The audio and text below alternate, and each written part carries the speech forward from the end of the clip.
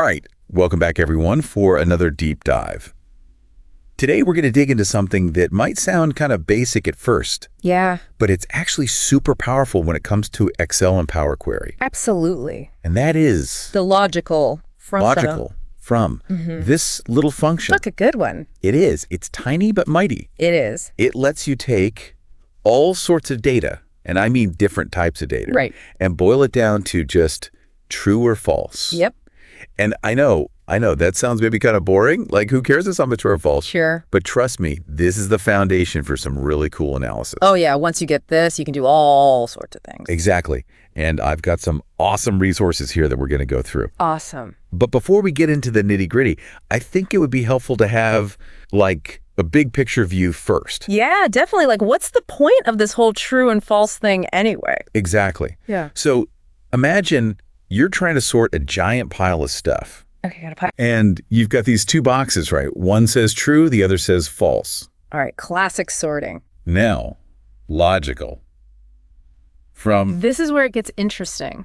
It's like the rule book. It tells you exactly which box each thing goes in. Oh, I like that. So it's like the decision maker. Exactly. Yeah. And the cool thing is it can handle different types of data, like we were saying. Right. Which is important because not everything's the same, obviously. Right. So let's start with text, like actual word. Okay. Text. So if you have the word, literally the word true. Oh, okay. That obviously goes in the true box. Makes sense. Same with false. Easy enough.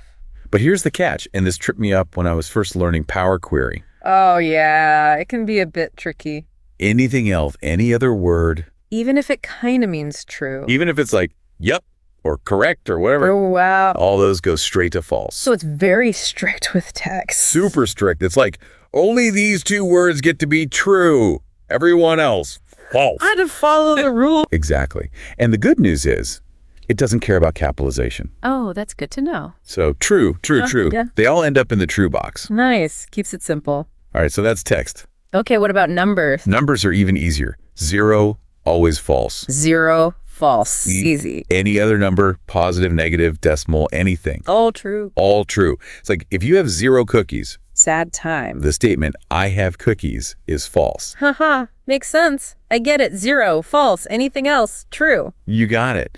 And now, just to cover all our bases. Right. Gotta be thorough. Any other type of data, like dates, times, those kind of things. Oh, yeah. What happens though? Logical.From just throws an error. Really? So it Yeah. just can't handle those at all? Nope. It's like, I don't even know what to do with this. I'm out of here.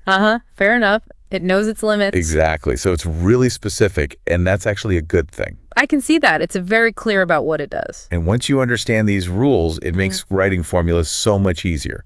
Definitely. It's like knowing the secret code. Oh, okay. So we've covered text and numbers. What about those NUL values we talked about before? Those always seem to cause trouble. NULs, Yeah. the data void. Yeah. So Logical.From, it actually doesn't convert NLLs at all. What does that even mean? So it just spits back NL. It's like, I don't know what this is. You figure it out. Interesting. So it's not saying true, not saying false, just saying, I don't know. Exactly. And that's important because NLL is different from false.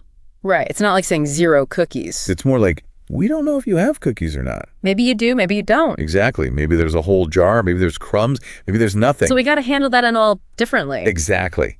And this is where it gets really cool because you can actually combine logical matter with other Power Query functions. Oh, so we can start getting fancy. Yes. So let's say you have a bunch of data Okay. and you want to do something specific. Like what? Let's say you want to find all the sales Okay. Sales data. that were over a certain amount, Right. So we're looking for the big sales. but only on a specific day. Oh, so we're getting very specific. You could use Logical.From to check if each sale is over that amount. Okay. So that gives us a true or false for each sale.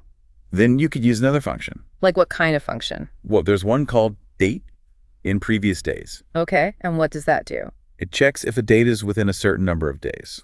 So we could check if the sale date was within, say, the last 7 days. Exactly. And then you could combine those two results. The true false from the sale amount and the true false from the date check. Exactly. And boom, you've got your list of big sales from the last week. So we're using Logical.From to build up more complex rules. You got it. And that's just one example. I bet there's tons of ways to use this. Oh yeah, the possibilities are endless. You can really get creative. That's the best part. So yeah, Logical.From, It's simple, it's specific, and it's super powerful. I'm starting to see why it's so important. It's like the unsung hero of Power Query. For sure. Gotta know this one. All right, well, this has been a great deep dive. Thanks for joining me. Absolutely. Always fun to dig into these things. And for our listeners, we'd love to hear from you. How are you using Logical.From in your work? What other Power Query functions do you think work well with it? Let us know in the comments, and we'll see you next time. See ya!